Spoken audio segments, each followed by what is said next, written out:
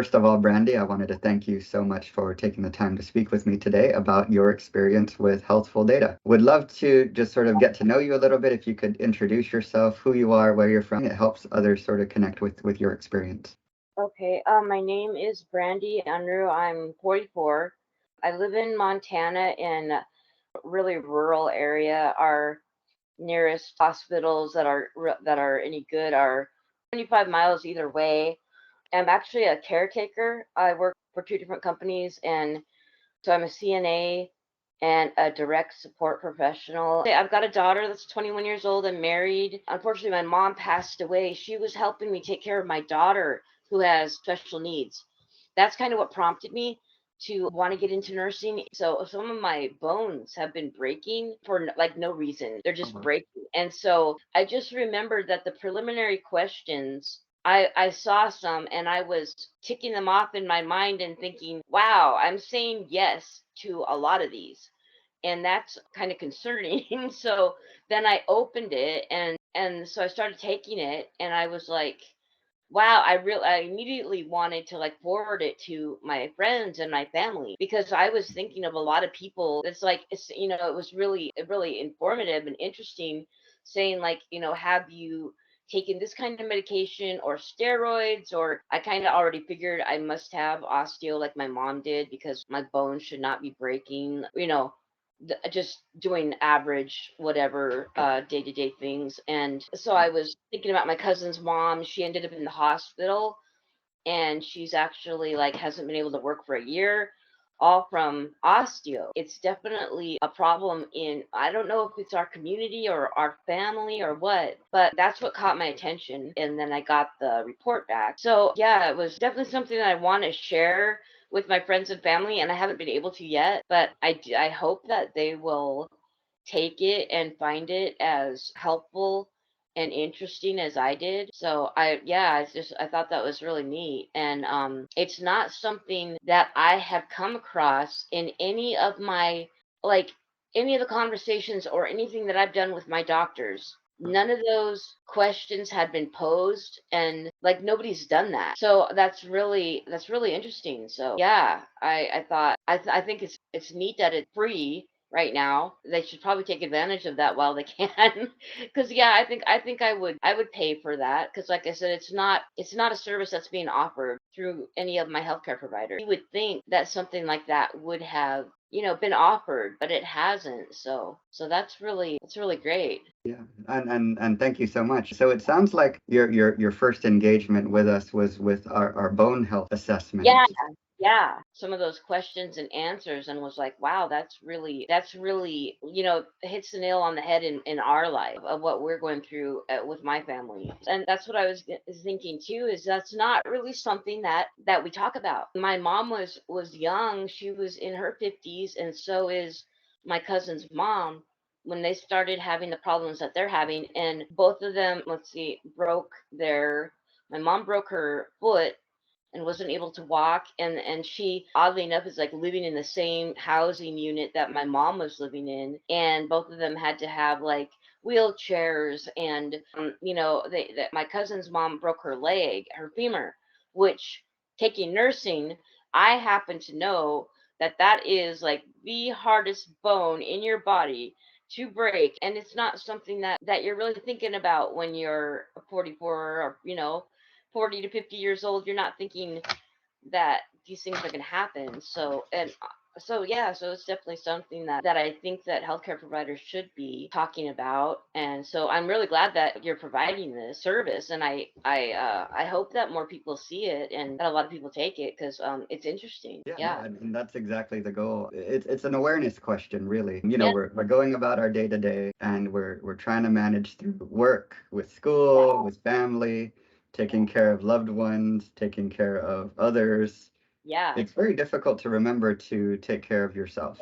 I have a generalized report right now, which is exactly what my primary care and my neurologist are saying, that I need to get into the neurologist, figure out the pain that I'm having. I suffer from neuropathy, but this did prompt me to call the bone and joint clinic in Missoula, and they told me, based on what I told them, to come in at any time and walk in the door. I don't need a referral. I can just go straight there. And they'll look at my bone density and my hand, because I have like I've been running around with broken fingers for years now. And my primary care doctors have all kind of like dismissed me and said those bones are too small. We can't help you. There's nothing we can do. But like I'm re-breaking my fingers, and it's very painful. And I don't know. It's difficult to say if the reason they're dismissing me is because they think that maybe I'm, like pill seeking, or I live on a reservation. There's an opiate crisis and everywhere, but the doctors are like, if they, even think that you're, something's pain related, they tend to dismiss you almost immediately. Taking this test actually got me to, think about it and decide that I probably should be doing more advocating for myself, since my doctors have, all like not taking it seriously. And I feel like it is something to take seriously, and I want the help. Thank you. Oh no, well, that's the goal, and that's the hope, right? That's the hope that, Yeah, folks get greater awareness of what's going on with their own yeah, bodies. There's a bit of an urgency element, hopefully, to what you've seen in the report that you have received, which is to say that, if we've assessed something as very poor or, below average or anything like that, then there's an opportunity to sort of just take a moment and say, hey, I'm spending all this time, in your case, taking care of other people.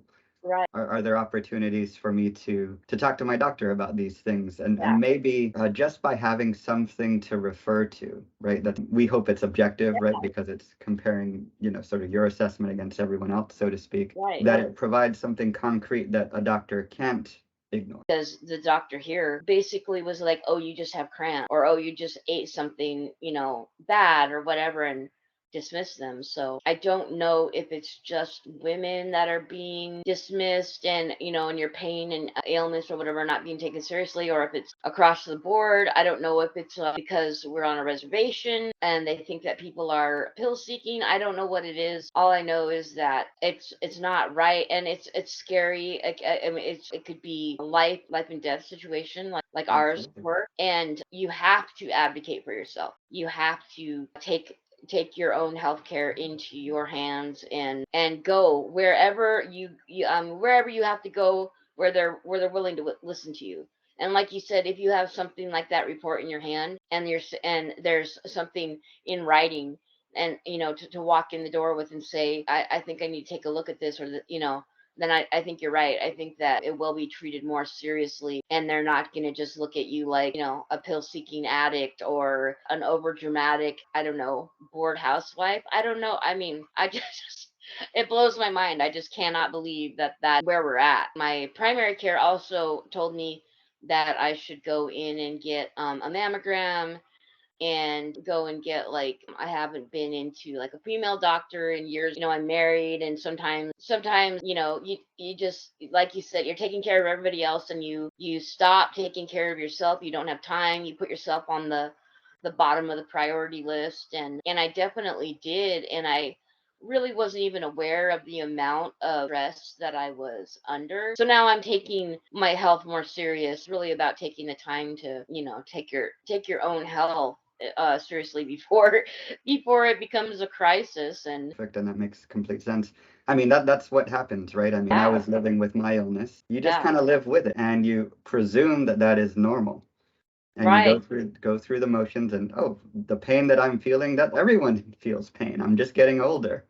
right, Some of the things that we've found through our platform, for example, we all say we might need more energy, and we yeah, might say if we don't have enough energy, oh, I'm just getting older. What yeah, we found, interestingly enough, is that energy levels are not correlated with age at all, really, which is fascinating, because it does tell us that if you are struggling with energy, have a difficult time staying awake late at night, or are not able to do all the things that you want to do in life, yeah, there might actually be something else going on. right, And so hopefully what comes through in the reports that we provide is that opportunity to say, well, what might be going on? The other thing that we found that is heavily correlated with energy levels is mental health and Yeah. getting mental health support. You have to take care of your mental health, your physical, spiritual. Us being Native American, we definitely believe in the spiritual aspect of it too. So yeah, trying to like go.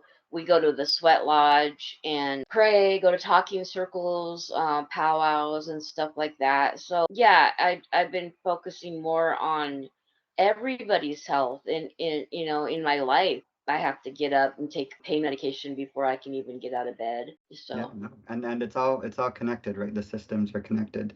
If your energy levels are poor and you're in pain, then the likelihood of you going out for, a 30-minute walk or anything like that becomes more oh, challenging and difficult. right. Yeah, definitely. And even being able to do a 30-minute walk at this point would be it's really difficult. So I have to stay on top of the mental health and just taking care of myself and not letting my stress levels get too high. And Yeah. the reflection too, right, is I mean you're spending all this time being there for others. So it Mhm. sounds like you found a way to be there for yourself. And that's an Yeah, important thing, right? Because we it can't is. Yeah. I think absolutely. a lot of people do that, especially people that are naturally caregivers. And I keep telling my friends you can't be there for other people if you're not here. If you're not here at all. Are there specific things that you will do now as a result of engaging with us that you might not have done had you not sort of engaged with the report and seen some of those results? Yeah, definitely. I mean, I like I said, I did a lot of things that, the counseling, reaching out to the bone doctor, and then I mean all of this came into play after I took this. And I have went over to my cousins and talked to her about this because if this happened to my cousin's mom, I'm thinking that my cousin is in the same boat I am and probably more has more of a risk too. And talk to my husband about the fact I'm hoping that he'll take it. He has rheumatoid arthritis and he has taken steroids and taken those medications that were listed that I really can't pronounce. I think methocarbamol might be one of them, but Sure. yeah, I can there's believe. been a lot of things that your study helped me with and that opened the door for some conversations. So yeah, I definitely benefited from it, and I thought it was really interesting, and I'm glad that it's available. So Oh, that's wonderful. That's so great to yeah, hear. yeah, thank It's you. wonderful to hear. So thank you so much. And so our hope is that you come back and participate again in 3 or 6 months. Cool. And hopefully, you see changes for the better, right? So Randy, I wanted to thank you again for taking the time to share your experience. Sounds like you had a good one with our service. Yeah, Sounds like you want others to participate as well. And that's sort of the goal, right? As the more people who participate, the more we can help. yeah, And going yeah, from a yeah, 30% to 100% life is a game changer. And so I really yeah. I want that for definitely others. want to read your story. I'm interested in learning more about that. So Oh, well, I'll send you the link to the video. So thank you. Okay. perfect. Okay, so Brandy, thank you so much. I wish Yeah, you a great rest of your day, continued health on your journey. I know it's been a long one, but sounds yeah. like you're in a good spot today. And thank you again. I appreciate you.